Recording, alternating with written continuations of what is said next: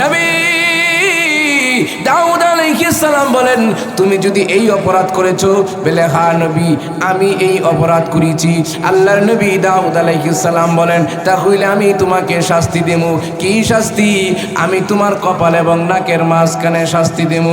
এমনি ফেরেশতা ডাক দেয়া কয়, ও নবী, আমার 99 জন স্ত্রী থাকার পরও তার একজন স্ত্রী আমার স্ত্রীর সাথে মেলানোর কারণে আমি যদি এই শাস্তি পাওয়ার উপযুক্ত হয়, আল্লাহর নবী দাউদ আলাইহিস সালাম উরিয়ার ছিল একজন স্ত্রী, আপনার ছিল 99 জন স্ত্রী। আপনার 99 জন স্ত্রী থাকার পরও উরিয়ার স্ত্রীকে আপনি বিয়ে করে আপনার 100 স্ত্রী মিলিয়েছেন নবী, তাহলে তো আপনি শাস্তি পাওয়ার যোগ্য। আল্লাহর নবী দাউদ আলাইহিস সালাম লজ্জা পেয়ে গেলেন, চেহারাটা নিচের দিকে করে পড়লেন। একটু পরে চেহারাটা উঠায় দেখেন সামনে যে 2 জন ব্যক্তি বসা ছিল একজনও নাই। এমনি আল্লাহর নবী দাউদ আলাইহিস সালাম বলেন, আমি বুঝতে পেরেছি আল্লাহ পাক আমাকে পরীক্ষায় নিক্ষেপ করেছেন। এমনি আল্লাহর নবী দাউদ আলাইহিস সালাম সেজদা দিয়া চোখের পানিগুলো ছেড়ে দিয়া কান্দে আর কয়, আল্লাহ আপনি আমারে মাফ করে দেন, আমার ভুল হয়ে গেছে। আয় আল্লাহ তুমি আমারে ক্ষমা করে দাও। আল্লাহ জাহান্নামের আগুন সহ্য করতে পারবো না, হাসরের ময়দানে সূর্যের তাপ সহ্য করতে পারবো না। হ্যাঁ মালিক, ভুল করেছে মালিক। আয় আল্লাহ আপনি আমারে ক্ষমা করে দেন, আল্লাহ আপনি আমারে মাফ করে দেন, জাহান্নামের আগুন সহ্য করতে পারবো না, হাসরের ময়দানে ভয়াবহতা থেকে আল্লাহ আপনি আমারে বাঁচান। আয় আল্লাহ আপনি আমারে ক্ষমা করেন। আসমান থেকে কোনো জবাব আসে না। নবী জমিনে সেজদা দিয়া দিয়া কান্দেন, গাল মুবারক বেয়ে বেয়ে পানি পড়ে। আল্লাহর নবী দাউদ আলাইহিস সালাম কান্দেন, অথচ নবীদের কবিরা গুনাহ থাকবে দূরের কথা, কোনো নবীর সগীরা গুনাহ ছিল না, সব নবীরা নিষ্পাপ, তবু নবী কান্দেন, চোখের পানিগুলো ছেড়ে দিয়া কান্দেন। হ্যাঁ মুসলমান ভাইরা, আল্লাহর নবী দাউদ আলাইহিস সালাম খাবার ছেড়ে দিয়েছেন, পানাহার ছেড়ে দিয়েছেন, কালি ফরজ নামাজ পড়ে না, সেজদা দিয়া পড়ে থাকেন, কান্দেন, আয় আল্লাহ আপনি আমারে মাফ করে দেন, আল্লাহ আপনি আমারে ক্ষমা করে দেন। 40 দিন হয়ে গেল, আসমান থেকে কোনো জবাব আসে না। নবী চোখের পানিগুলো ছেড়ে দিয়া কান্দেন, আয় আল্লাহ তুমি আমারে ক্ষমা করো, আল্লাহ তুমি আমারে মাফ করো। 40 দিন পরে জিবরিল আলাইহিস সালাতু ওয়াস সালাম এসে নবী দাউদ আলাইহিস সালামকে ডেকে ডেকে বলে, ও নবী আপনি সাজদা থেকে মাথা উঠান, আল্লাহ সুবহানাহু ওয়া তাআলা আপনার তওবাকে কবুল করেছে। সূরা সাদের ভিতরে একজন নবীর নাম আসছে, হযরত দাউদ আলাইহিস সালাম। আমার প্রাণের ভাইরা, আল্লাহর নবী দাউদ আলাইহিস সালামকে আল্লাহ পাক এত দামি নবী আল্লাহ বানিয়েছেন। নবী এবং উনি ছিলেন বাদশাহ, নবী এবং বাদশাহ, এত বড় বাদশাহ ছিলেন, ওনার রাজপ্রাসাদে প্রতি রাত্রি 36,000 আর্মিরা পাহারা দিত। সুবহানাল্লাহ। আমার প্রাণের মুসলমান ভাইরা, আল্লাহর নবী দাউদ আলাইহিস সালাম ওনার সময়টাকে উনি 4টা ভাগ করেছিলেন। এক ভাগে উনি ইবাদত করতেন, একদিন উনি ইবাদত করতেন, একদিন উনার স্ত্রীদেরকে সময় দিতেন, 99 জন স্ত্রী ছিল। আর একদিন জনগণের মাঝে উনি নসিহত করতেন, আরেকদিন উনি জনগণের বিচার মীমাংসা করতেন। এইভাবে নবী দাউদ আলাইহিস সালামের সময়টাকে আল্লাহর নবী দাউদ আলাইহিস সালাম ভাগ করে নিয়েছিলেন। হে আমার প্রাণের মুসলমান ভাইরা, আল্লাহর নবী দাউদ আলাইহিস সালাম একদিন জাবুর শরীফ তিলাওয়াত করেন, তিলাওয়াত করতে করতে তাকায় দেখেন ইব্রাহিম আলাইহিস সালাম, ইসহাক আলাইহিস সালাম, ইয়াকুব আলাইহিস সালাম, ওনাদের মর্যাদার কথাগুলো উনি দেখতে পেলেন।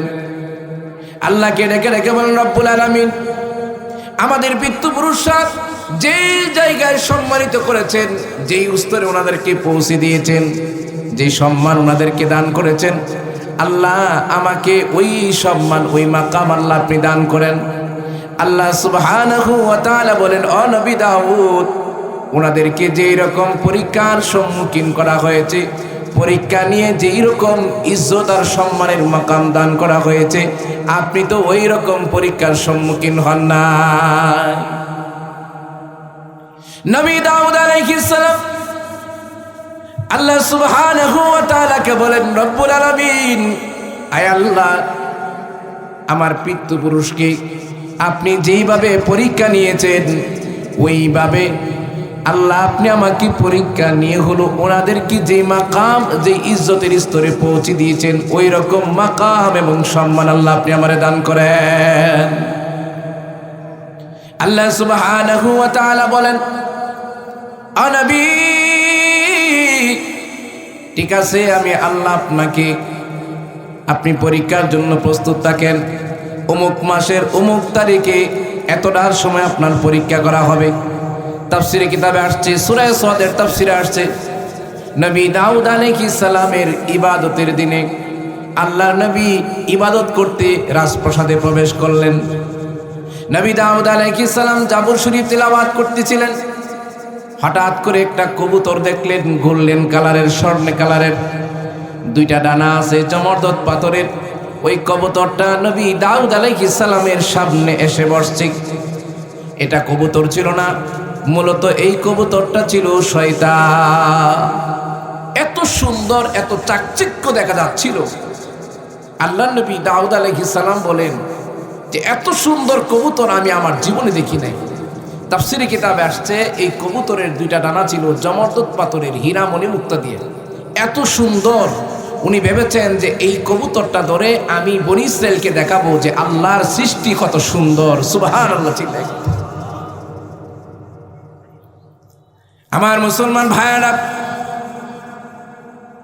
আজকের এই বিশাল সমাবেশ থেকে আমি আপনাদেরকে একটা মেসেজ দিতে চাই, একটা বাণী কোরআনে কারীম থেকে শোনাইতে চাই।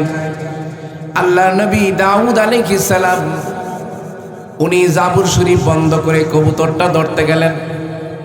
কবুতরটা একটু উড়া দিয়া একটু দূরে গেল। নবীজি এই কবুতরের পিছনে পিছনে গেলেন, কিন্তু কবুতরটা এতটুকু দূরে যায় নাই যতটুকু দূরে গেলে একজন মানুষ নৈরাশ হয়ে যায়। আল্লাহর নবী দাউদ আলাইহিস সালাম কবুতরের পিছনে পিছনে যাচ্ছেন। কবুতরটা আস্তে আস্তে একটু উড়া দিয়া দূরে যায়। এইভাবে কবুতর নবীর বালাকানা থেকে, নবীর রাজপ্রাসাদ থেকে বের হয়ে গেল। নবী কবুতরের পিছনে যাচ্ছেন। কবুতর যাইতে যাইতে একটা বাগানের একটি গাছের ডালে গিয়া বসছে। নবীর কাছ থেকে দূরে চলে গেছে। আল্লাহ নবী দাউদ আলাইহিস সালাম ভাবলেন, আমি এই কবুতরটা ধরার জন্য একজন শিকারী পাঠাবো। শিকারী ওই কবুতরটা ধরে নিয়ে আসলে আমি বনী ইসরাইলকে দেখাবো আল্লাহর সৃষ্টি যে কত সুন্দর। হযরত দাউদ আলাইহিস সালাম বলেন, আমি নিয়ত করেছি কবুতরটা যেহেতু একটু দূরে গিয়েছে, একটা গাছের ডালে বসছে, আমি একজন শিকারী পাঠাবো। এই শিকারীকে এই কবুতরটা ধরে নিয়ে আসবে, আনার পরে আমি বনী ইসরাইলকে দেখাবো যে আল্লাহর সৃষ্টি কত সুন্দর। হযরত দাউদ আলাইহিস সালামের হঠাৎ করে নজর পড়ল, এই বাগানের একটা কূপে একটা সুন্দরী রূপসী মহিলা গোসল করতেছে। মহিলার চেহারার দিকে নবী দাউদ আলাইহিস সালামের নজর পড়ল। মহিলার চেহারাটাও নবী দাউদ আলাইহিস সালামের চেহারার দিকে পড়ল। মহিলা ছিলেন সুন্দরী রূপসী একজন মহিলা।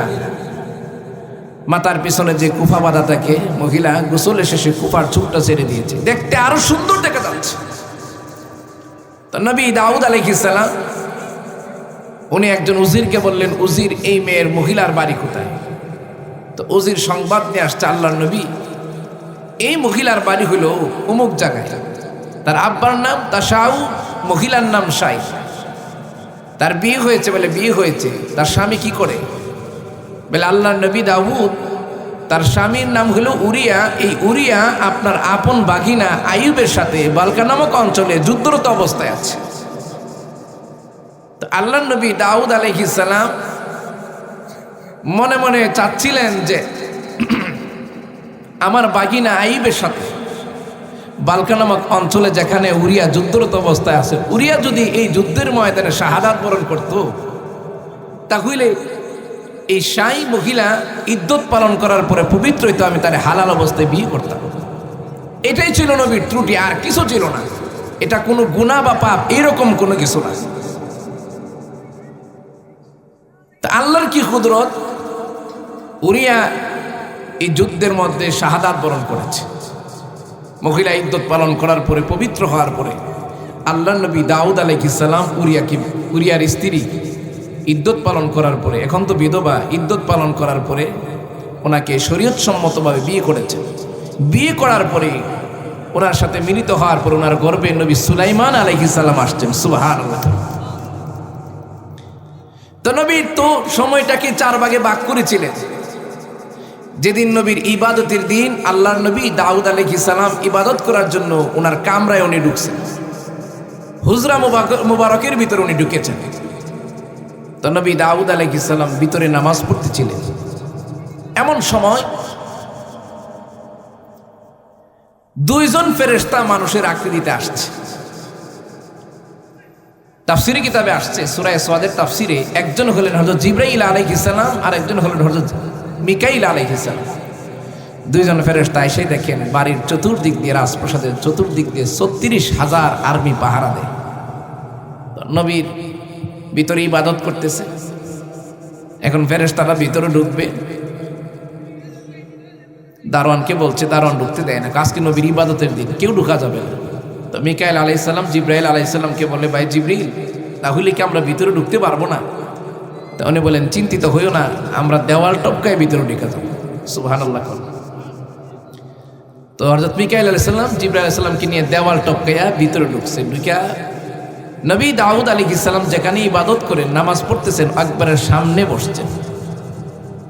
কোরআনে কারীম আসছে, ইয দাখালু আলা দাউদ ফাফাজিআ মিনহুম, তারা প্রবেশ করার কারণে নবী দাউদ আলাইহিস সালাম ভয় পেয়ে গেলেন। এমনি জিবরিল আলাইহিস সালাম মিকাইল আলাইহিস সালাম বললেন, ক্বালু লা তাখাফ, হে আল্লাহর নবী দাউদ আলাইহিস সালাম, আপনি ভয় পাবেন না। কেন ভয় পাবেন না? নবী শুনেন, খাসমান বাগা বা'দুনা আলা বা'দ ফাহকুম বাইনানা বিল হক ওয়ালা তুশতিত ওয়াহদিনা ইলা সাওয়াইস সিরাত। আল্লাহু আকবার। আল্লাহর নবী দাউদ আলাইহিস সালামকে 2 জন ফেরেশতা বলেন, ও নবী, আপনি ভয় পাবেন না, ভয় পাওয়ার কোনো কারণ নাই। কেন? নবী, আমরা 2 জন বিবাদবান ব্যক্তি, একজন আরেকজনের উপর জুলুম করেছে। ফাহকুম বাইনানা বিল হক, ও নবী, আপনি আমাদের মাঝে সঠিক বিচার করবেন। ওয়ালা তুশতিত, অবিচার করবেন না। ওয়াহদিনা ইলা সাওয়াইস সিরাত, আর আপনি আমাদেরকে সঠিক সরল পথ দেখান। কি অবিচার নবী? ইন্না হাযা আখি, নবী, সে আমার ভাই, লাহু 99 না'জা ওয়া লিয়া না'জাতুন ওয়াহিদা। আল্লাহর নবী দাউদ আলাইহিস সালামকে বলে, ও নবী, সে আমার ভাই, তার আছে 99টা দুম্বা, আমার আছে একটা দুম্বা। তার 99টা দুম্বা থাকার পরেও আমার একটা দুম্বা তার সাথে মিলাইতে যাচ্ছে। দুম্বা মানে আরবের মানুষরা মহিলাদেরকে দুম্বা নামে আখ্যায়িত করে। আল্লাহর নবী দাউদ আলাইহিস সালামকে বলে, ও নবী, তার 99 জন স্ত্রী থাকার পরেও আমার আছে একজন স্ত্রী, আমার স্ত্রীকে তার স্ত্রীর সাথে মিলাইতে চাচ্ছে। নবী শুধু চাচ্ছি না, ভাষায় কঠোরতা অবলম্বন করেছে। আল্লাহর নবী দাউদ আলাইহিস সালাম বলেন, অনেক শরীকরা একজন শরীক আর একজন শরীকের উপর জুলুম করে থাকে, তবে যারা ঈমানদার নেক আমল করে তারা করে না, তাদের সংখ্যা খুবই কম। আল্লাহর নবী দাউদ আলাইহিস সালাম ফেরেশতার চেহারার দিকে তাকায় কয়, উনি তো জানেন না তারা যে ফেরেশতা। নবী দাউদ আলাইহিস আলাইহিস সালাম বলেন, তুমি যদি এই অপরাধ করেছো, বলে হ্যাঁ নবী আমি এই অপরাধ করেছি। আল্লাহর নবী দাউদ আলাইহিস সালাম বলেন, তাহলে আমি তোমাকে শাস্তি দেব। কি শাস্তি? আমি তোমার কপাল এবং নাকের মাঝখানে শাস্তি দেব। এমনি ফেরেশতা ডাক দেয়া কয়, ও নবী, আমার 99 জন স্ত্রী থাকার পরও তার একজন স্ত্রী আমার স্ত্রীর সাথে মেলানোর কারণে আমি যদি এই শাস্তি পাওয়ার উপযুক্ত হয়, আল্লাহর নবী দাউদ আলাইহিস সালাম উরিয়ার ছিল একজন স্ত্রী, আপনার ছিল 99 জন স্ত্রী। আপনার 99 জন স্ত্রী থাকার পরও উরিয়ার স্ত্রীকে আপনি বিয়ে করে আপনার 100 স্ত্রী মিলিয়েছেন নবী, তাহলে তো আপনি শাস্তি পাওয়ার যোগ্য। আল্লাহর নবী দাউদ আলাইহিস সালাম লজ্জা পেয়ে গেলেন, চেহারাটা নিচের দিকে করে বললেন। একটু পরে চেহারাটা উঠায় দেখেন সামনে যে 2 জন ব্যক্তি বসা ছিল একজনও নাই। এমনি আল্লাহর নবী দাউদ আলাইহিস সালাম বলেন, আমি বুঝতে পেরেছি আল্লাহ পাক আমাকে পরীক্ষায় নিক্ষেপ করেছেন। এমনি আল্লাহর নবী দাউদ আলাইহিস সালাম সেজদা দিয়া চোখের পানিগুলো ছেড়ে দিয়া কান্দে আর কয়, আল্লাহ আপনি আমারে মাফ করে দেন, আমার ভুল হয়ে গেছে। আয় আল্লাহ তুমি আমারে ক্ষমা করে দাও। আল্লাহ জাহান্নামের আগুন সহ্য করতে পারবো না, হাসরের ময়দানে সূর্যের তাপ সহ্য করতে পারবো না। হ্যাঁ মালিক, ভুল করেছে মালিক।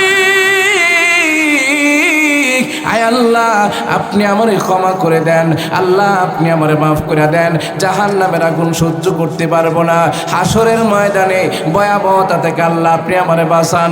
আয় আল্লাহ আপনি আমারে ক্ষমা করেন। আসমান থেকে কোনো জবাব আসে না। নবী জমিনে সেজদা দিয়া দিয়া কান্দেন, গাল মুবারক বেয়ে বেয়ে পানি পড়ে। আল্লাহর নবী দাউদ আলাইহিস সালাম কান্দেন, অথচ নবীদের কবিরা গুনাহ থাকবে দূরের কথা, কোনো নবীর সগীরা গুনাহ ছিল না, সব নবীরা নিষ্পাপ, তবু নবী কান্দেন, চোখের পানিগুলো ছেড়ে দিয়া কান্দেন। হ্যাঁ মুসলমান ভাইরা, আল্লাহর নবী দাউদ আলাইহিস সালাম খাবার ছেড়ে দিয়েছেন, পানাহার ছেড়ে দিয়েছেন, খালি ফরজ নামাজ পড়ে না, সেজদা দিয়া পড়ে থাকেন, কান্দেন, আয় আল্লাহ আপনি আমারে মাফ করে দেন, আল্লাহ আপনি আমারে ক্ষমা করে দেন। 40 দিন হয়ে গেল, আসমান থেকে কোনো জবাব আসে না। নবী চোখের পানিগুলো ছেড়ে দিয়া কান্দেন, আয় আল্লাহ তুমি আমারে ক্ষমা করো, আল্লাহ তুমি আমারে মাফ করো। 40 দিন পরে জিবরিল আলাইহিস সালাতু ওয়াস সালাম এসে নবী দাউদ আলাইহিস সালামকে ডেকে ডেকে বলে, ও নবী আপনি সাজদা থেকে মাথা উঠান, আল্লাহ সুবহানাহু ওয়া তাআলা আপনার তওবাকে কবুল করেছে।